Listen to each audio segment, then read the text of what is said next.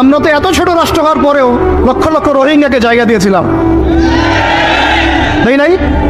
আমাদের ভাইরা 10 টাকা 5 টাকা 20 টাকা করে তুলে ওদেরকে খাইয়েছে, ত্রাণ দিয়েছে, সরকার সহযোগিতা করেছে, বিভিন্ন এনজিও কাজ করেছে, করে নাই? আর তোমরা এত বড় বড় মুসলিম কান্ট্রি আমাদের ভাইদেরকে জায়গা দিতে পারলো না?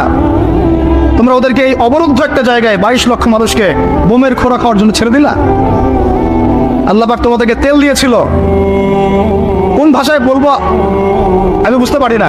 আল্লাহ পাক এদেরকে তেল দিয়েছে, তেল, অয়েল, ব্ল্যাক গোল্ড। সবাই মিলে যদি বয়কট করে দেয়, ওদের একটা যুদ্ধ বিমানও ফ্লাই করবে না ইনশাল্লাহ। তেল ছাড়া কিচ্ছু করতে পারবে না ওরা। বাদশাহ ফয়সাল সৌদি আরবের প্রাক্তন রাজা ছিলেন, বাদশাহ ফয়সাল রাহিমাহুল্লাহ বলবেন, ওই একমাত্র সাহসী একজন নেতা দেখেছিলাম 1973 দিকে অয়েল বয়কট করে দিয়েছে। তেল দিব না, যা কি করার কর, যা।